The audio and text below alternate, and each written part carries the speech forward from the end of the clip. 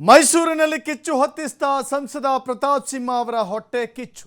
ಮಹಾರಾಜರು ವಿಲಾಸ ಬಿಟ್ಟು ಪ್ರಜೆಗಳ ಮಧ್ಯೆ ಬರ್ತಾರಾ ಅನ್ನುವ ಪ್ರಶ್ನೆ ಹುಟ್ಟು ಹಾಕಿದ್ದು ಬಹಳ ದೊಡ್ಡ ಮಟ್ಟದ ಚರ್ಚೆಗೆ ಕಾರಣವಾಗ್ತಾ ಇದೆ.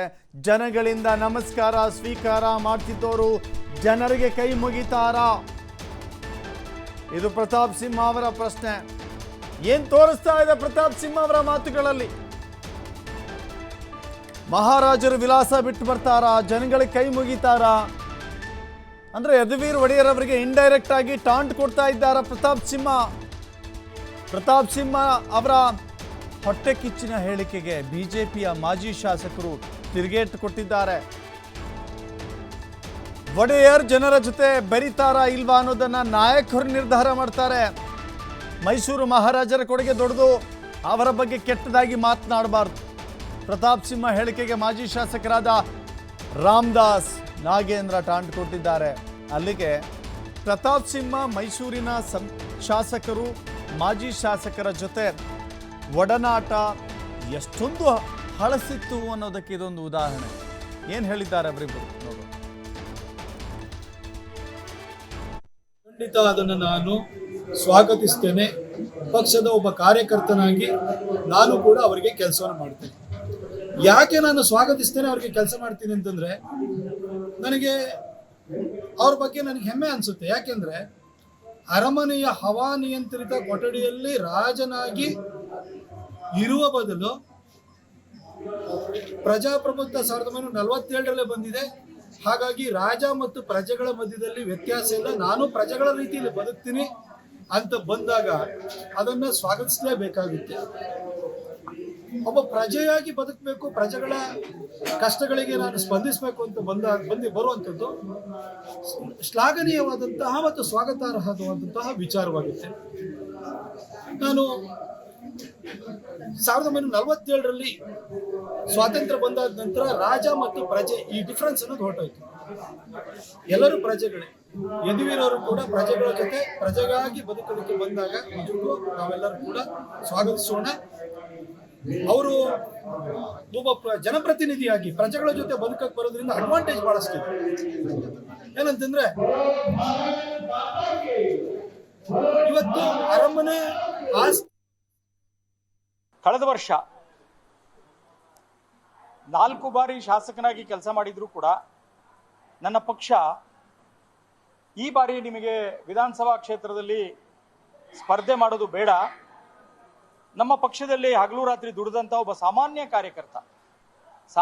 ಕಾರ್ಯಕರ್ತರಲ್ಲಿ ಸಾಮಾನ್ಯ ಕಾರ್ಯಕರ್ತರಾಗಿ ದುಡಿದಂಥ ಶ್ರೀವತ್ಸ ಅವ್ರನ್ನ ನಾವು ಟಿಕೆಟ್ ಕೊಟ್ಟು ಗೆಲ್ಲಿಸಬೇಕು ಅನ್ನುವಂಥ ಭಾವನೆಯನ್ನು ವ್ಯಕ್ತಪಡಿಸಿದಾಗ ಸಹಜ, ಅವರೇ ಎಷ್ಟೋ ಸಲ ಹೇಳಿದ್ದಾರೆ. ಸ್ವತಃ ಪ್ರತಾಪ್ ಸಿಂಹ ಅವರು ಕೂಡ ಅಲ್ಲಿಗೆ ಬಂದಿದ್ರು. ಅವ್ರು ಹೇಳದಂಥ ಮಾತು, ಒಬ್ಬ ನಿಷ್ಠಾವಂತ ಮಾಧ್ಯಮದವರು ತಾವೇ ಕೇಳಿದ್ರಿ, ನಾನು ಇನ್ನೂ ಭೇಟಿಯಾಗಿರ್ಲಿಲ್ಲ. ಆಗ ಒಂದು ಮಾತು ಹೇಳಿದ್ರು, ಭಾರತೀಯ ಜನತಾ ಪಕ್ಷ ಇರುವುದೇ ನಿಷ್ಠಾವಂತ ಕಾರ್ಯಕರ್ತರ ಮೂಲಕವಾಗಿ. ಒಬ್ಬ ನಿಜವಾದಂಥ ಕಾರ್ಯಕರ್ತಂಗೆ ಯಾವಾಗ ವಿಷಯ ಗೊತ್ತಾಗುತ್ತೆ ಅಂತಂದ್ರೆ ಇಂಥ ಸಂದರ್ಭಗಳು ಬಂದಾಗ, ಅವರು ಆಗಲೇ ಹೇಳಿದಾಗೆ ಪಕ್ಷ ತಾಯಿಯ ಸ್ಥಾನ, ಹಾಗಾಗಿ ಅವರು ಒಪ್ಕೊಂಡು ಪಕ್ಷದಲ್ಲೇ ಉಳ್ಕೊಂಡು ಪಕ್ಷದ ಸೂಚನೆಯನ್ನ ಪಾಲಿಸುವಂಥದ್ದು ಮಾಡ್ತಾರೆ ರಾಮದಾಸ್ ಅನ್ನುವಂಥ ವಿಶ್ವಾಸ ಇದೆ ಅಂತ ಅವತ್ತು ಹೇಳಿದ್ರು. ಇವತ್ತೂ ಕೂಡ ನಮಗೂ ಕೂಡ ಎಲ್ಲರಿಗೂ ಇದೆ. ಕೇಂದ್ರದಲ್ಲಿ ಇನ್ನೂ ಯಾರು ಏನು ಅಂತ ನಿರ್ಣಯ ಮಾಡಿಲ್ಲ. ಪಾರ್ಲಿಮೆಂಟರಿ ಬೋರ್ಡ್ ಇನ್ನೂ ಮೀಟಿಂಗ್ ಆಗಿಲ್ಲ, ಪ್ರಾಸೆಸ್ ಅಲ್ಲಿ ಇದೆ. ಈ ಸಂದರ್ಭದಲ್ಲಿ ಅನವಶ್ಯಕವಾದಂಥ ಚರ್ಚೆಗಳು ಬಂದಿದೆಯಲ್ಲ, ಅದಕ್ಕೋಸ್ಕರವಾಗಿ ನಾವೆಲ್ಲ ಪಕ್ಷದ ಪರವಾಗಿದ್ದೇವೆ ಮತ್ತು ಈ ಚರ್ಚೆಗಳಿಗೆ ಇನ್ನೂ ಅಂತ್ಯ ಆಗಿಲ್ಲ ಅಂತ ತಿಳಿಸುವಂತ ಒಂದೇ ವಿಷಯ ಇಟ್ಕೊಂಡು ಇಲ್ಲಿ ಬಂದ್ವೇ ಹೊರತು ಬೇರೆ ಏನೂ ಅಲ್ಲ. ನಾವೆಲ್ಲರೂ ಸಹ ಅವರನ್ನ ಆ ಚುನಾವಣೆಯಲ್ಲಿ ಗೆಲ್ಲಿಸೋದ್ರ ಮೂಲಕ ಭಾರತೀಯ ಜನತಾ ಪಾರ್ಟಿಗೆ ಒಂದು ಒಳ್ಳೆಯ ರಿಸಲ್ಟ್ ಅನ್ನ ಕೊಟ್ಟಿದ್ದು. ಆದ್ರೆ ಇನ್ನು ಇವತ್ತು ತೀರ್ಮಾನ ಆಗಿಲ್ಲ, ಯಾರು ಅಭ್ಯರ್ಥಿ ಅಂತ ತೀರ್ಮಾನ ಆಗಿಲ್ಲ. ಇದಕ್ಕೂ ಸಹ ಪ್ರತಾಪ್ ಸಿಂಹ ಅವರು ಬಹಳ ಒಳ್ಳೆಯ ಕೆಲಸವನ್ನ ಕಳೆದ 10 ವರ್ಷಗಳ ಕಾಲ ಬಹಳ ಒಳ್ಳೆಯ ಕೆಲಸವನ್ನೇ ಮಾಡಿದ್ದಾರೆ. ಅವರು ಪಾರ್ಲಿಮೆಂಟ್ ಸದಸ್ಯರಾದ ನಂತರದಲ್ಲಿ ಎಲ್ಲ ಕಾರ್ಯಕರ್ತರನ್ನು ಒಗ್ಗೂಡಿಸಿದ್ದಾರೆ, ನಮ್ಮ ಪಕ್ಷದ ಕಾರ್ಯಕ್ರಮಗಳಲ್ಲಿ ಭಾಗಿಯಾಗಿದ್ದಾರೆ.